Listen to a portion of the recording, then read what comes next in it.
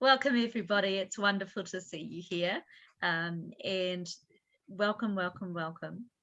We have with us today Dr. Rajat, who's just been delighting us with some stories and so on, but he will be talking more about respectful care in the Pacific and what that means.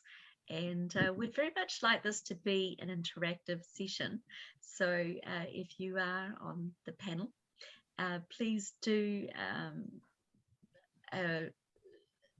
unmute yourself and join in the conversation as we go forward. But first, may I just ask Dr. Kara if she would like to lead us in prayer?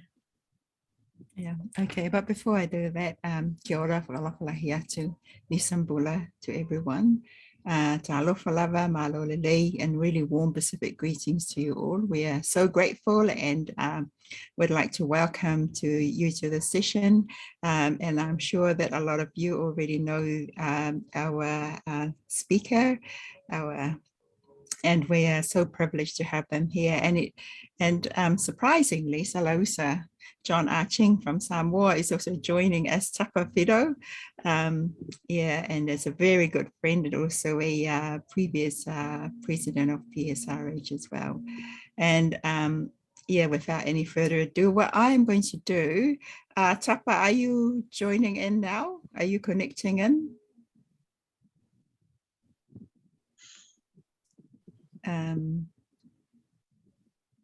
Byron, are you already in? Yes. Can you put on your video, please? I am going to ask you to open up a word of prayer, please. Thank you. Okay. Okay. Let's bow our head in prayer. Thank you, Heavenly Father, for this evening. Thank you for all of our lives, and thank you for this webinar, Lord.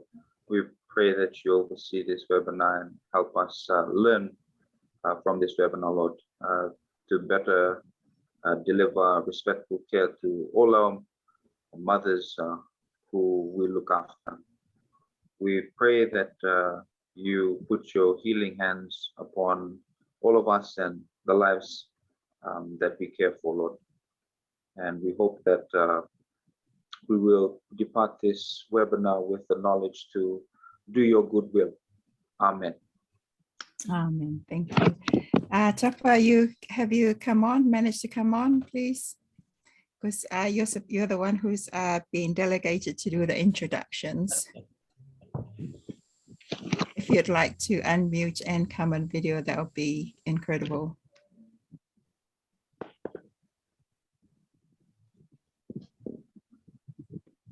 It looks like Tapa is struggling to come on, Prof. That's all right. So you can give an introduction. Perhaps an introduction isn't really necessary. Yeah. So to everyone who are here with us tonight, joining us, Professor Rajat Gyaneshwar has been working in Fiji for a very long time. Initially, my understanding is, Professor, that you were in Australia and then you felt the call to move back to Fiji. And also yourself and some of our other colleagues started the Pacific Society of Reproductive Health. So we feel really privileged that you are here with us and giving this talk. And I actually don't feel worthy enough to introduce you, but really, really grateful. And also very grateful for Salausa John Arching, previous Associate Minister of Health in Samoa, who is hiding away. Yeah, so without further ado, Professor, I will hand over to you. Thank you. It's really a great privilege to be part of this webinar. And John, our former president, will probably share with us the fact that the reason for starting PSRH was so that we could improve the quality of care for women in the Pacific through professional networking and professional growth. And one of the things that is really special about the Pacific is that Pacific healthcarers generally are renowned for their compassion and their empathy and their ability to understand and try to understand the patients that they're caring for. We've just got some slides, and if we can have the first slide, Vicky, we'll put some format into this session. The first slide really is about, have we got the first slide, Vicky?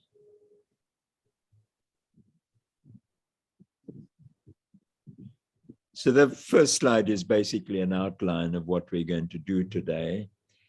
And, you know, when we talk of words like respect and compassion and caring, we need to understand what we're talking about.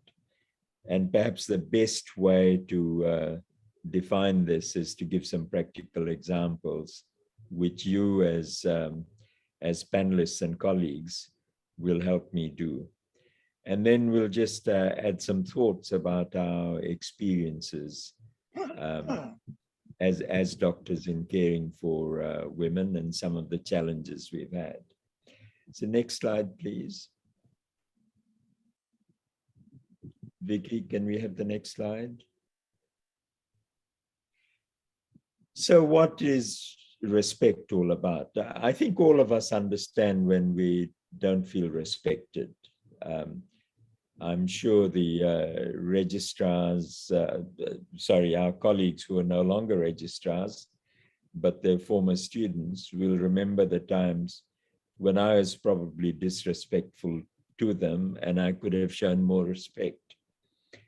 There are some elements about respect, and respect really, to demonstrate respect, you must value the person that you're showing respect to. You must try and understand them, and you must accept them for the way they are, not to want them to be someone different. They are individuals, and they need to be respected as individuals. One of the things that we don't quite often do as well as we could is to recognize the sanctity of an individual's privacy. And this is particularly important if we're talking about healthcare and about women's healthcare and about reproductive healthcare, because women reveal their inner secrets. And if we don't preserve that privacy, then we're doing them a great disservice and we're being very disrespectful. I'll share a little story here that will explain how women's perception of privacy may be a little different to ours. There's an educated woman that I saw in Lotoka Hospital some years ago, about 10 years ago, and she had stage 3 cervical cancer. And haughtily, I said to her, "Haven't you been having your pap smears?" And she said, "Yes, I've had my pap smears. The last one was 12 years ago." And I said to her, "Why 12 years ago? Why weren't you having regular pap smears?" And she said, "I was so embarrassed when I had my pap smear 12 years ago that I swore I'd never go and have another pap smear." And I said, "What caused the embarrassment?" And she said, "Whilst I was lying there to have my pap smear exposed, a doctor and nurse were talking and they're laughing. And I thought they're laughing at me. And I felt so embarrassed that I thought, I'm never going to have this again." So what I'm really talking about when I say the sanctity of one's privacy, when a patient is exposed, particularly a woman, she feels very vulnerable. And it's not only women. Today in the Visesi Health Center, I saw a man who had an itchy penis, and he felt very embarrassed. showing me his penis and where the itch was. So I think when we're talking about the genitals, there is that special thing about privacy, and we're very self-conscious. And if people are laughing and talking about something else, we quite often might think that they're talking about us. So that's just one example of the need for maintenance of people's privacy. I know quite often we're very busy, and I know quite often we need to talk about other things, but we need to appreciate the fact that we're in a very special situation. The reason I've used sanctity, it's a bit like going to church and laughing. It's not a place where you'd laugh unless something was very funny and you're part of that joke. Maintenance of dignity is also very important. We can disempower people in various ways. And one of the ways of maintenance of dignity and empowering patients is basic things, basic courtesy, like introducing yourself, like standing up to welcome them, like showing the patient to a seat, like paying attention to what they're saying, and listening to what they have to say, because they've got a story to tell. Quite often we have our own agendas, we're very busy, and we think that we can get to the nub of what their problem is by directing this story that they have to tell us, but we take a risk of not being respectful. Next slide, please.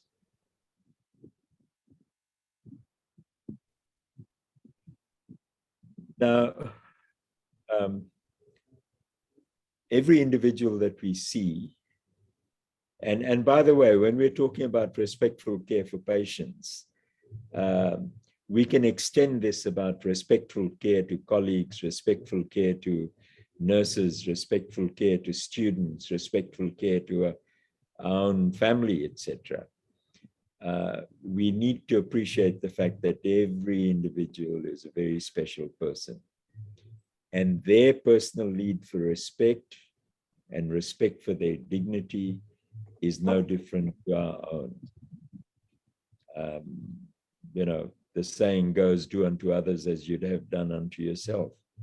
And that is an important message for us to have. Patients are very vulnerable, and by the very fact that you're a patient, you're disempowered. So can I now just open the discussion a little bit to the panelists and to anybody else to say in what practical ways can we empower patients and to deal with their vulnerability? Any thoughts? Tapa? Is Tapa on the panel? He is on the panel. Yes, Tapa, you there? Prof. How Yes, are sir. you? Good, thank Don't you, call sir. me Good sir. to see Don't call me sir. you. Hello, everyone. My apologies for our connection is very slow here in Samoa. I think the whole country is online for this COVID lockdown. So, but we're all safe. Thank you for your prayers and words of encouragement that have been sent through. So, Prof, back to the topic. We were asking about signs and shows of respect from us to our peers and patients. Yeah, no, what I was really asking you is, have you got some suggestions to us as some practical ways of showing respect to a patient? What do you do in your practice? So in Samoa, when we approach patients here, the thing that we sometimes, what I do now, which I didn't do before as a junior clinician, but this is something I also picked up in Fiji, especially working in Lautoka under your stewardship, and also with learning from my senior colleagues doing the Eminent program, is approaching them through the traditional pathways of greetings. I understand certain cultures, there's certain salutations for different age groups. So, for example, I wouldn't go up to a senior lady, and I would say malo, which is a general way of saying hello. I would make sure I would sit down. I would make sure that I'm not above them, and then this is the Samoan cultural way of being respectful, and then that's where and I find that I get a lot more history extracted from the patients, which will greatly assist me in my management of case. So that's just one way that I now currently adopt during my practice.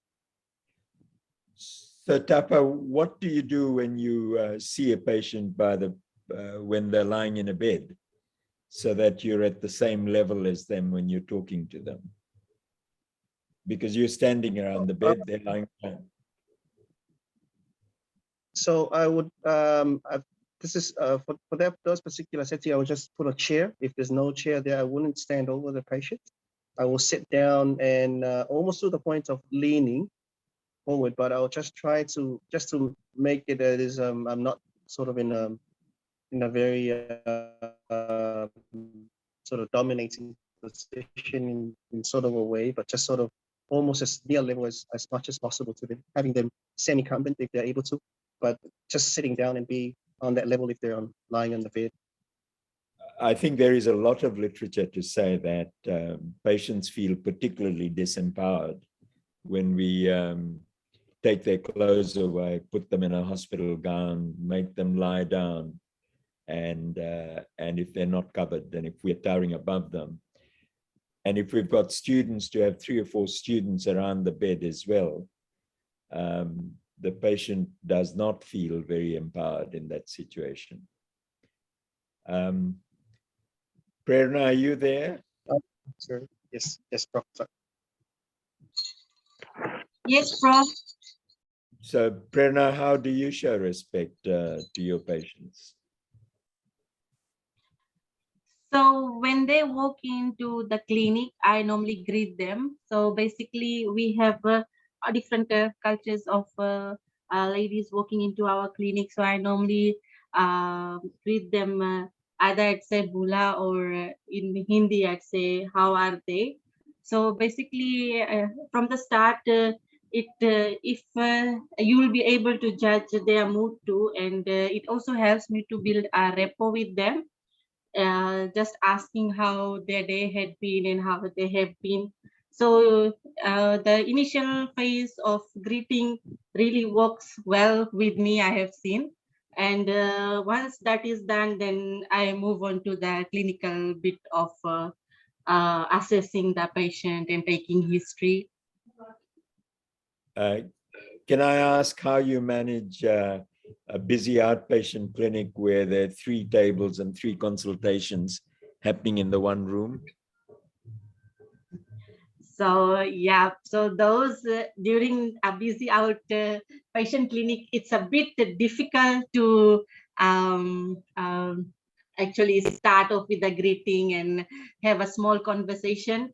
So it's just an usual hello and good morning, and then I'll just introduce myself, and then would just start with the what was the issue that they have presented with. So I'll ask them what their problem is that they have come to the clinic, and then from there onwards, then I'll do my usual history I guess, taking. Prerna, what I'm asking you is that you're now becoming a clinical leader. Do you think the way we manage patients at Lautoka Hospital in the Gynae SOPD, which is crowded and with 3 consultations happening in the same room, could that be done better? Yes, Prof. So because of the lack of space, it's a bit difficult to have to manage patients in a busy gynae clinic, but we can improve on that by asking the sisters to at least provide us with proper curtains and proper dividers, so that like if a consultation is happening in one room, at least there's some form of division which would separate the patients and provide them with some form of privacy. Yeah. Thanks for that and sharing that. I think it's a great thought and idea, and it would be good if we could think of practical initiatives that we can use in our current workplace to demonstrate respect to patients a lot more than we do. You know, the last point that I've mentioned is that we doctors are in a powerful position. And sometimes we forget that our role is to be serving the people who are there for us to serve, and to serve with compassion. Does anybody have any thoughts about how we manage our patients when we're very busy?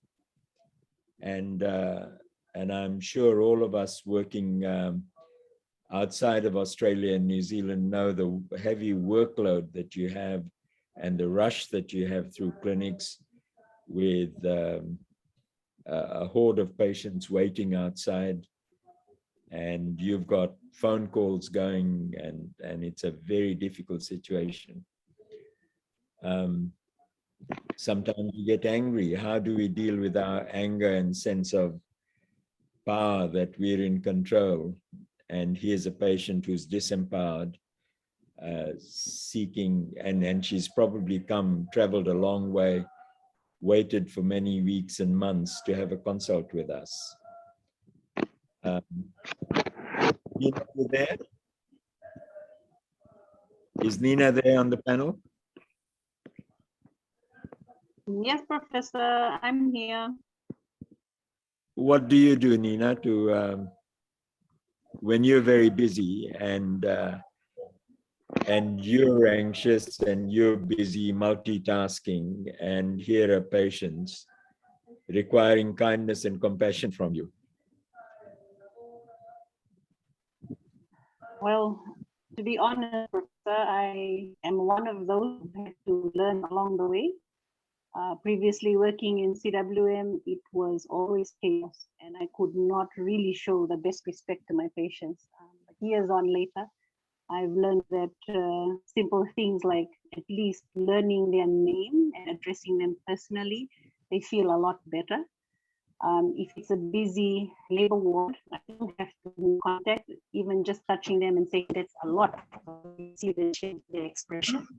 And doing, just trying to, in whatever short time I have, just trying to show them that I'm, fully concentrating on whatever their problem is at the moment, but trying to keep it, as short as possible because I have so many other things going. But in the clinic, Professor, it's just that if the patient needs to talk, the patient needs to talk. So it's fine to sit there and wait. And even if I have to finish the clinic at 6, I can do it. I have the time. So it's a different, even acute admin waiting, prioritizing. But in the setting that we have, we just try and give the best that we can in the short time that we have. So I think I'm still improving, Prof. And hopefully can get better at it.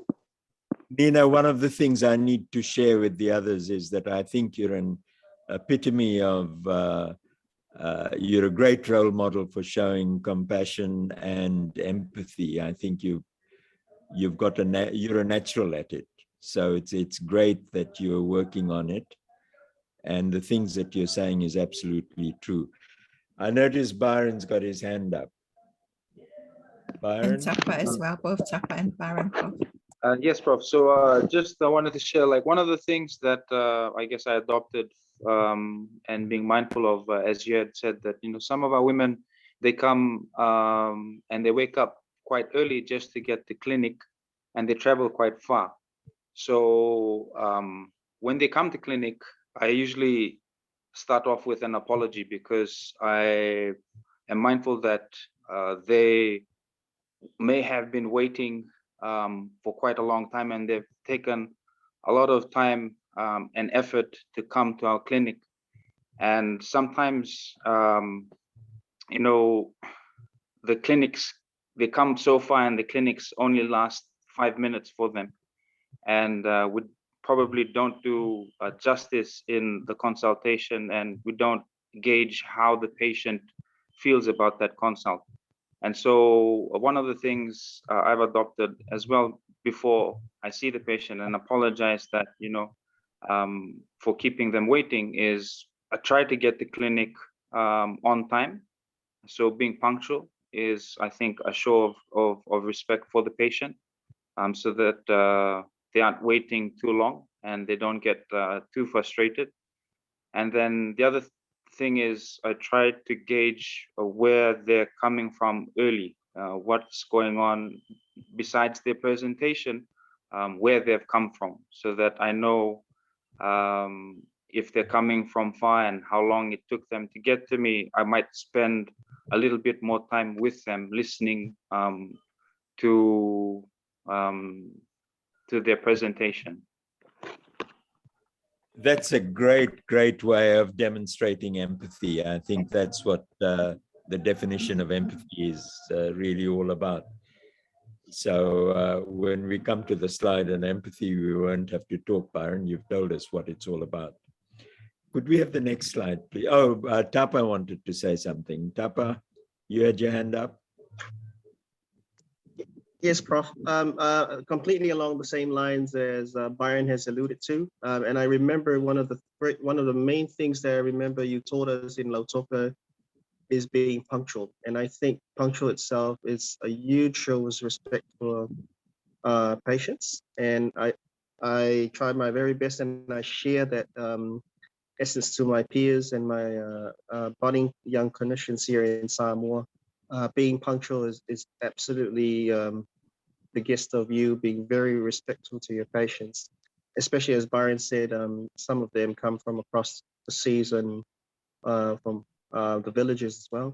I guess one thing that I've used here in my practice that helps alleviate some patients' concerns and may also shows them that extra respect is by actually saying, look, I do not have your results for your pap smear test that you've done. We have no pathologist, but I will record your number and I will give you a call and I will also send your results. So those little things will really, really show the patients that you're willing to help despite, as the previous comments about not enough time or a very busy clinic. And patients really do appreciate when you actually give them a call and say, look, I've got your results here, they're all okay. And yeah, and then and also giving them leads on where to go to or if they want to follow up. So those little things, I find it really useful and patients really appreciate it. Just wanted to share that. No, some brilliant sharing.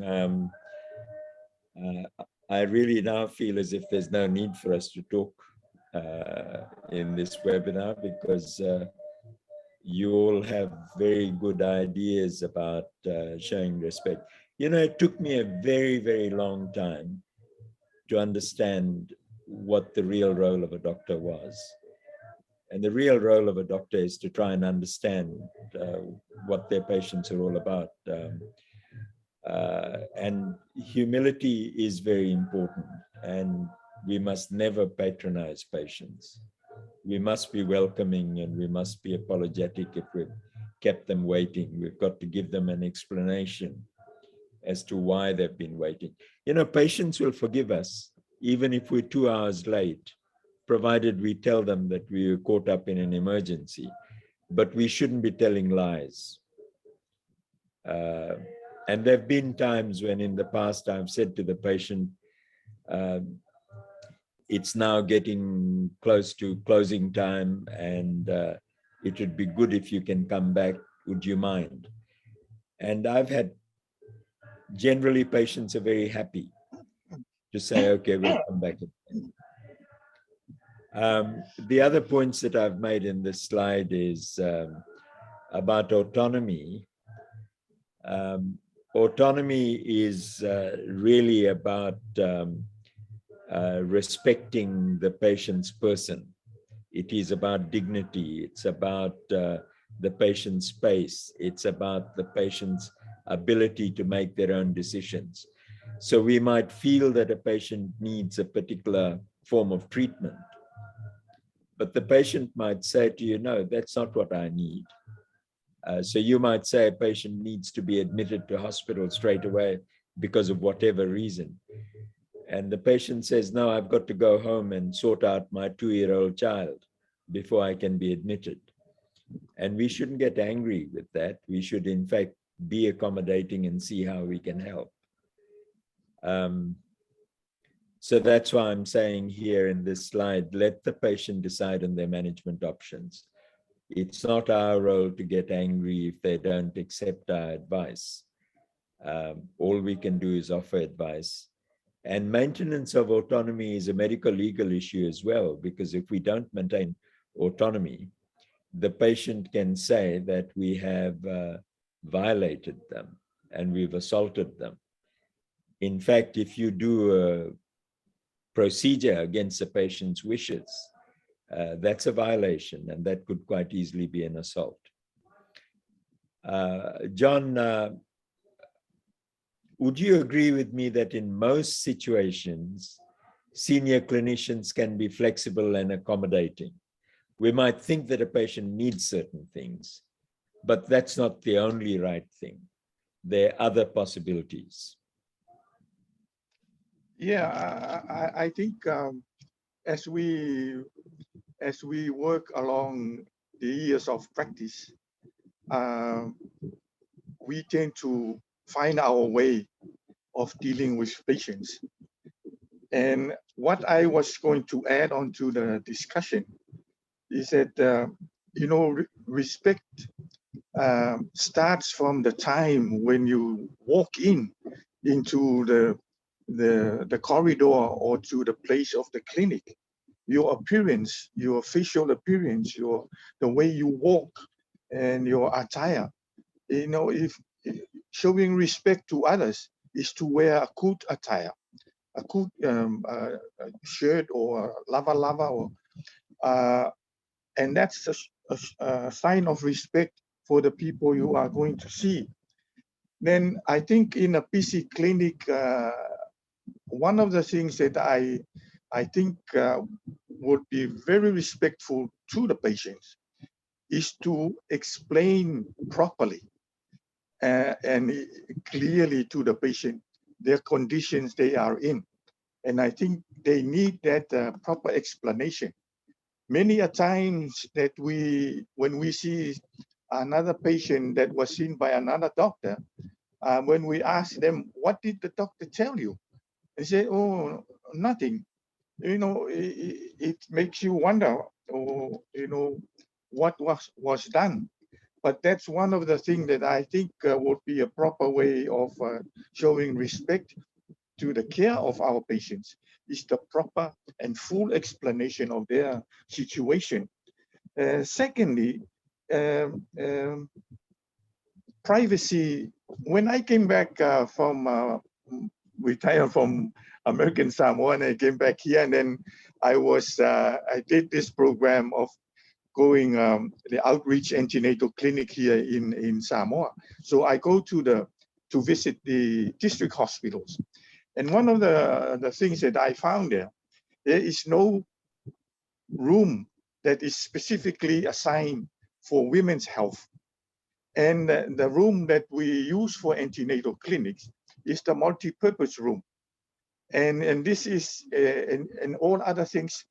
So you will be seeing in the same room antenatal patients together with the midwife and other people who are, other nurses who are also trying to fill in forms.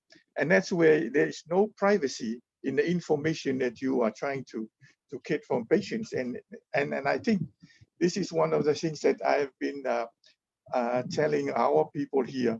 The next time you build new facilities, make sure you have a separate room for women's health. And that privacy is not being maintained up to a required standard. And I think many of we need to advocate for this with a new hospitals, especially the health centers and the new district hospitals, so that they will have a proper separate room for women's health. And I think the last thing is as you mentioned, lastly, I think we should be prepared to work overtime for the sake of patients, even if it's not paid. And we should have that mentality of facilitating the needs of the patient. Facilitating, don't just say, oh, that is not done here, you have to go somewhere else to do that. Now you have to help the patient, facilitate her going to the next step. So calling over or making a talk to the next person so that they know who's coming, and be accommodating, as you have mentioned. And I think those are the some of the points that I wanted to add up. But respect is something that we have in the Pacific. Respect is a value that we have in the Pacific Islands. So we all have that respect, but it's a way of us to make it easier and more accommodating and more friendly with our mothers. I think that's where we should be striving for, and especially to set up facilities that rooms are specifically for women's health. And I think that's the first step of showing respect to the women, is to have a proper room that they are seen in privacy. Yeah, thank you very much. Mr. Former Minister, thank you very much, but why are governments not providing that? But that's for another discussion. Yes, yes. I've worked in Fiji, I've worked in Kiribati, I've worked in Vanuatu. I've seen what happens in Samoa, I've seen what happens in Tonga. And I must say that we don't seem to respect the privacy that our women need, particularly in outpatient situations. And I think this is something that PSRH might think about putting their heads together and talking about what we can do. I mean, a practical thing that you can do is that if you're going to be asking very personal things of a woman, then be mindful that you can't ask those things if other people are listening. And you shouldn't be asking those things. And you should say, I need to ask you some more questions, but let's do that in privacy. But very valid points, and thank you very much for sharing those, John. Can we have the next slide, please? I'm mindful of the time. Who's the timekeeper? Cara, are you the timekeeper? We are keeping an eye on the time, Prof. Okay. So one of the issues, and I want to just mention something that John talked about, going over time. John, my experience is that even though our doctors and nurses in the Pacific are very caring, particularly with the nurses. Are there any nurses in this webinar? No? I'm not sure, but they are probably participants. Okay. One of the issues about... Sorry, yes, there are. There's quite a few actually as participants listening in, Prof. Okay. So John mentioned the issue about going over time.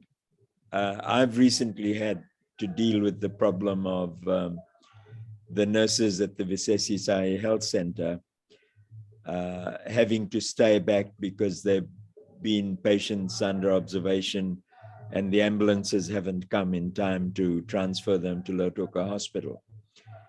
And currently they are having some discussions with the administration about overtime pay. And I think that's a very valid thing. Whilst I accept what John is saying, and people are very aware of their industrial rights, one of the things that we can do is have a very clear-cut handover. So you don't leave your patient stranded. You tell your patient that you're going off now, but somebody else is going to continue caring for you. And it is good if you can hand over the care with the colleague that you're handing over to being present with the patient. I think this is particularly important in places like labor ward. Do we all do that? Do we do handover rounds and make the patient feel important and reassure them that their care is not going to depend on the fact that you are now finishing your shift and moving off? Anyone with any thoughts about that?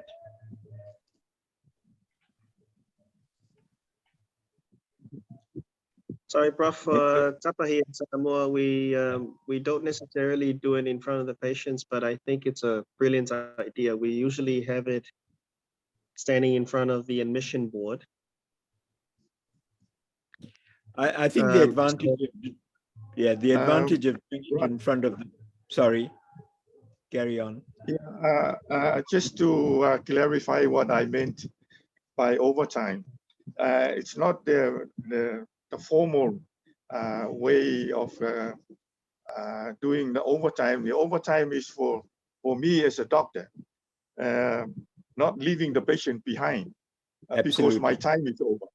But have to extend my time in order to accommodate what's left of the care of the patient, but not to leave because of that's the overtime that I meant. John, would you accept handing over your patient's care to a colleague as part of demonstrating that? Yes, that would be good. Yeah. And Tapa, and at least you have to tell the next person that is coming over how many patients in the labor ward. That's right. But Tapa said that the handover is generally done in front of the whiteboard where the patient's names are. Is it better to do the handover on a round and doing a handover round by the bedside, particularly in labor ward? I totally agree, Prof. I think it's something that we will start considering now that you've re-stimulated that thought. And I think it's now looking at this point of particularly showing that respect to patients and making patients feel like they are actually part of their care. I think it's something that I will definitely now consider. Because one of the problems that one of the things that's happening in Fiji is that the impression in the public is that we in the health profession aren't compassionate enough, that we don't care enough. Now, I don't believe this to be true, but I think the problem is we don't show the compassion in a practical way. And our patients would like to see some practical signs that we're compassionate. Next slide, please, Vicky. So when we're talking in terms of empathy, we've already had several good examples of showing empathy. The point that I'd like to make here is that because we're busy quite often, we are easily distracted. And the patient is very aware that we are distracted.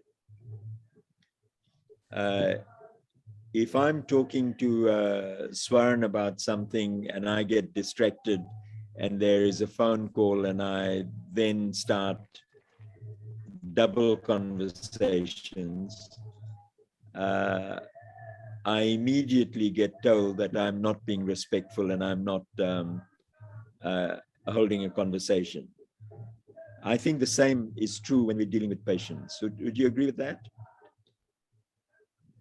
What should we do if in the middle of a consultation there is a phone call and we have to talk?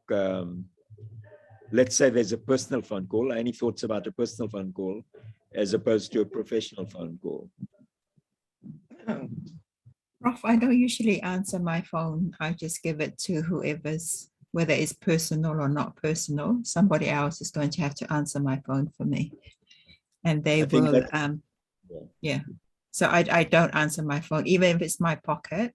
I will tell the registrar or the midwife or whoever's in the room, please, can you take it out and can you answer?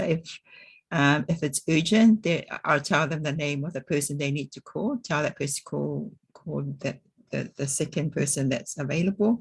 Or if it's a personal call, they'll just say, just tell them, but usually if it's a personal call, they'll know and they'll just say, sorry, really sorry to disturb, I'll ring you back.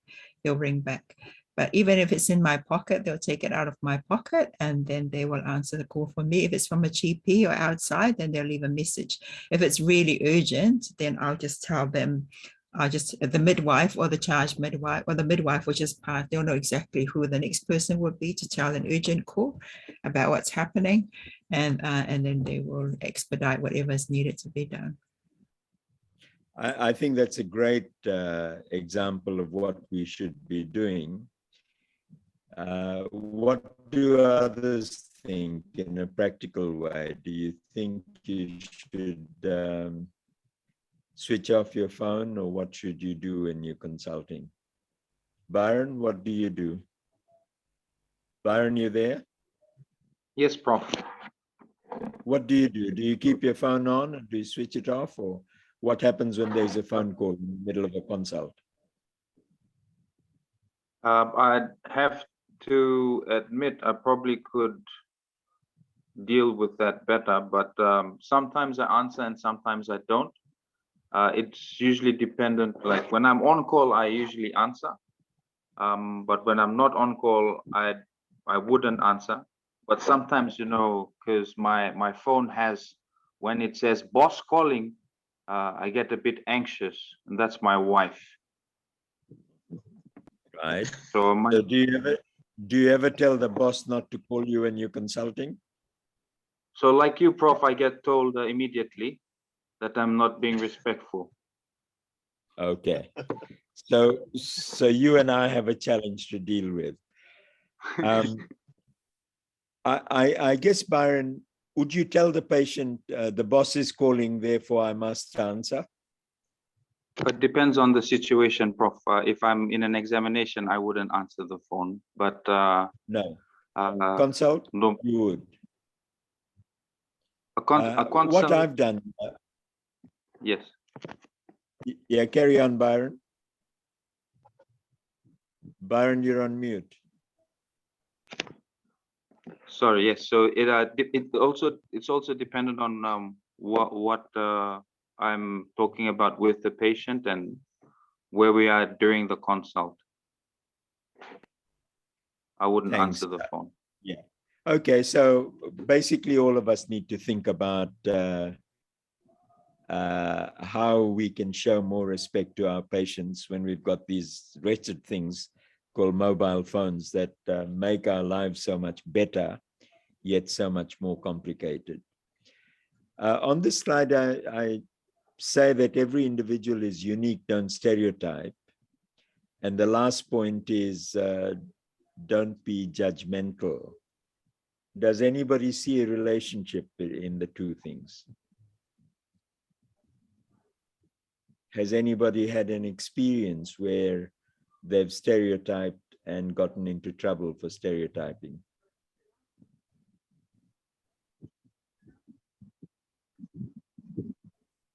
I'll give you a story, and then I'll, when I was an intern at Prince Henry Hospital in Sydney, I was doing my gynae run, and I was on one night, the night before surgery.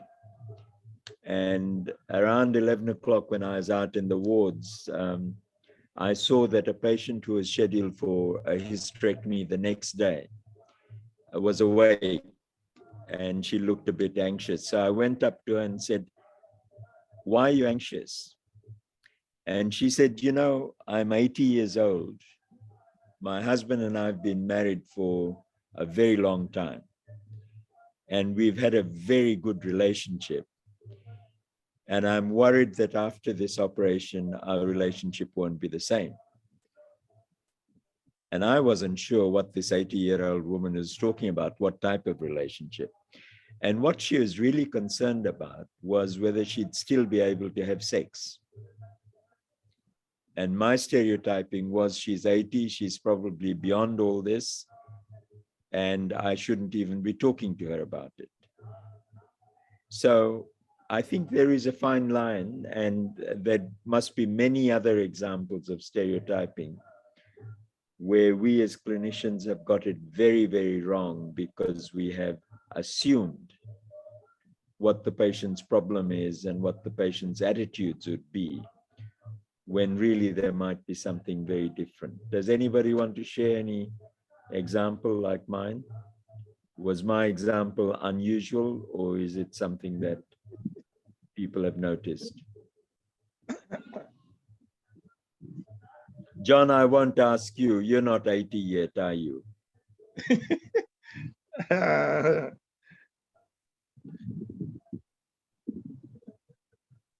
No, Okay, no, sorry, no, John. I'm not 80 yet.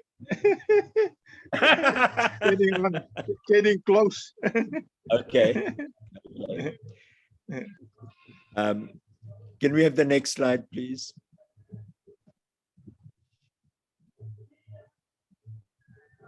Okay. Does anybody want to make a difference, see any difference between empathy and compassion?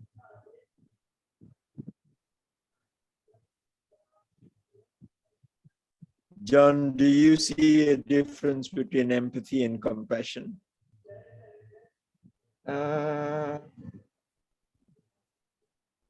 What's empathy again? I think empathy is walking in a patient's shoes to understand what their problem is. Oh. So putting yourself into the patient's situation to try and understand what is happening to her. Yes. Yeah, I think if you have enough empathy for the patient, then you would show a lot of compassion. Because if you put yourself into the situation in which the patient is in, then that's your compassion coming out for the patient. Okay. But if you don't see yourself in the situation of the patient, then it will be hard for you to have much compassion about it. So what if I presented it this way, that empathy is understanding the patient's pain or problem, and compassion is wanting to do something to help them? Yeah. Yeah, I think it's similar. Empathy is understanding the situation in which the patient is in, and then you show your compassion by giving the proper treatment or management to the patient. Yeah. Because Okay. if you didn't understand, if you didn't have that empathy, you won't be able to show as much compassion in the care of the patient. Let me give you this example of a nurse and tell me whether this shows the difference. A 80-year-old woman, I've got lots of 80-year-old women friends, was admitted to hospital because she had broken her femur. And people were very nice to her at the hospital regarding her pain and things, and they understood what her issues and problems were. But this woman said to several nurses on several shifts, I need to make a phone call because I left home in a hurry. And the nurses said, the phone, we don't have a phone in the ward. There is a public phone down the corridor, which requires a coin. And that's all they said to her. Until one nurse came and said, why do you want to make this phone call? What's the urgency? And she said, I've got a cat at home that I left without, in a rush when the ambulance people came to pick me up. And I just want to ring a neighbor to make sure that my cat is looked after. And this nurse said, you can't go to the phone because the phone is down the road, down the corridor, and you're in a bed with a fractured femur. Give me the number that you want to ring and I'll ring for you. Now, this was in the days before mobile phone. So this nurse actually went that extra mile to help the patient's concern. And that to me is a great example of compassion. Yes. Yes. And I think all of us can show compassion in that way. I think Tapa mentioned, if you're seeing a patient in the clinic and the patient was to have a blood test and the result isn't there in her notes, you can say to her, your results aren't here, come back in 2 weeks' time and we'll have a look at the results, or you can go out of your way to get the results. And if you go out of your way, you are showing compassion.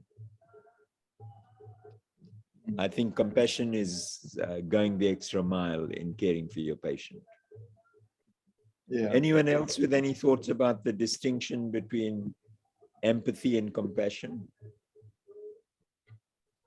I think most of us doctors and nurses are good with empathy, but we somehow miss out on going that extra mile to show compassion.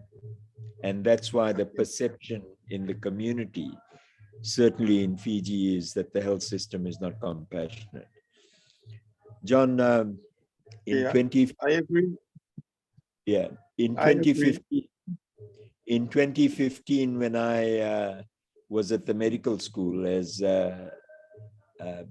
I'd just taken over from Ian Rouse as acting dean, and the Minister for Health rang me, and he said, "Can I come and see you?" I said, "Sure, what is it about?" He said, "I'll tell you when I come to see you." So he came to my office and I said, "What is the issue that you've come to see me about?" And he said, "Why aren't you teaching your students to be more compassionate? The public wants compassionate health providers, and you're producing health providers who don't seem to understand the meaning of compassion." So I just think that all of us in the health system need to be acutely aware of the expectations of our patients. I think if we show compassion, our patients are very forgiving to us, even if things go wrong. But if we don't show compassion, our patients will be very angry and their response will be angry. Yes. Next I slide, agree. please. Thanks. I'm mindful of the time. Next slide, So, please. Prof, it's Yeah. 8 o'clock now, but that's all right. Well, Well, just to let this you is know. the second last slide. I think this is the second last slide. Sounds I good. think throughout the Pacific, in all our cultures, women are very disempowered. And we as practitioners, both males and female doctors and nurses, need to be aware that culturally our women are disempowered. And we need to make sure that we empower them. And the reward that you will get by empowering women will be enormous. And your care will be much more effective, and the patients will be a lot more grateful for what you do. Next slide, please. Next slide, please. This is a WHO slide, and you can see at the bottom it says equity for women. And if you think about the Millennium Development Goals, the Millennium Development Goals talked about eradication of poverty, universal education, and the third thing was gender equity. And I think in many parts of the Pacific, we're a long way behind, and we need to go out of our way to demonstrate respect for women and their equality and their importance. Next slide, please.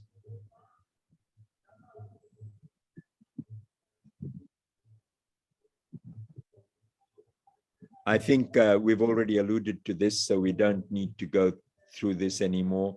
But this last point, it's not a bad idea for us to ask women and patients in general at the end of our consultation, is everything okay? Is there anything else you want to tell me?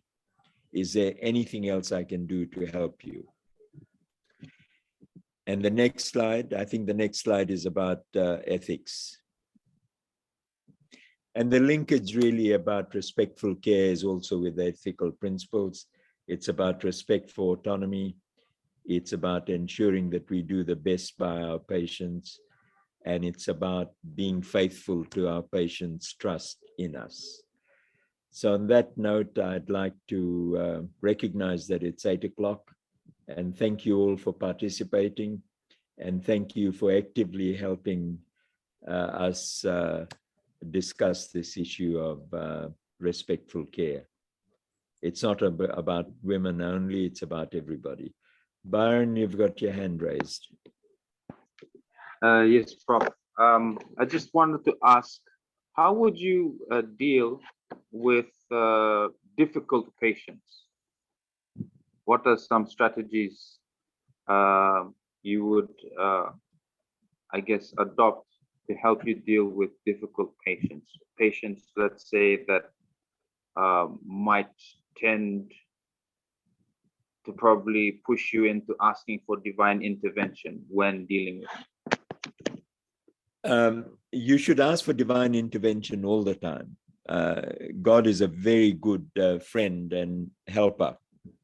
But one of the things that I've done in the past, and John and others might like to share this, is I've been very upfront with the patient and said, look, I'm having a real struggle to help you because you're being very difficult. Is there a reason why you're being so difficult?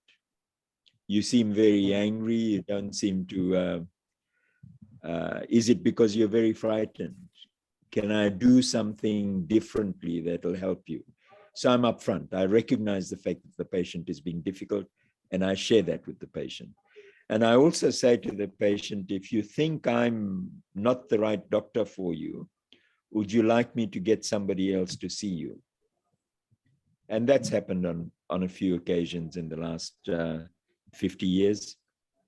But generally, by putting your cards on the table, the patient has understood that you've recognized that there is a difficulty in the consultation, and that really, if you're going to optimize outcomes, you've got to have some shared approaches to problem solving. That would be my stance. And there are some times when you just have to say, you're too difficult for me. I need to get a colleague to see you. Kara, you've got your hand up. Yeah, I have a question, Prof. How do I manage patients who say that, say, for example, it's a very early cancer and they will not have any treatment because they say God will heal them? I tell them the story. The story is that there's a very devout Hindu who needed to cross a river, a flooded river, and he said, I'm going to be safe because God is going to help me cross the river. There is no way I'll drown. Everything will be fine. And as he started going over, crossing the river, he was struggling, and a man in a little boat came along and said, hop into my boat. I'll take you across. And this guy says, no. God is my helper. God will take me across. So this boatman went away. This man swam a little further, and a big log came close to him, and he could have hopped onto the log. He didn't. And he drowned. And when he drowned, he met God, and in his conversation with God, he said, God, you let me down. I thought you would help me cross that river. You didn't. And God said, "You stupid ass, I came to you in 2 forms, and on both forms you refused me. So what do you expect?"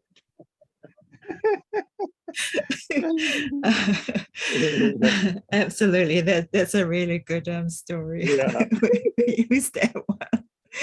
But I'm also very conscious of time, and thank you very much to all our panelists for joining us tonight. And also our participants. There were no questions on the chat, Prof, nor was there any questions on the Q&A, so I'm sure everybody was very, I think everyone's questions probably were answered during the course of this. Also, thank you very much for Vicky for facilitating and developing our webinar. And unless you got any last words, Rajat, I'm going to, and thank you very much also Salosa, John Arching, for joining us. Unless either of you have any last words, I will give it to Takwa. If he could end with a word of prayer, that would be much appreciated. Well, it was really great to have John with us, and Vicky, welcome on board, and thank you very much for facilitating this session.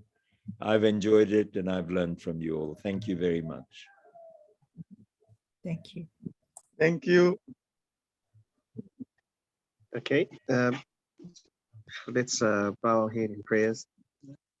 Thank you, dear God. Thank you for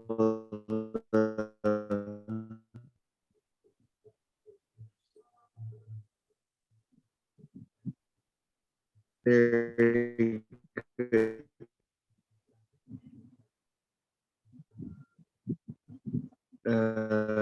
session. Thank you for the cultural, and they may be in the vast blue continents of the Pacific Ocean. We pray for their health, well-being, not just for them, their family, their loved ones, and especially all the mothers that are under our care. May we show compassionate and empathy and much many.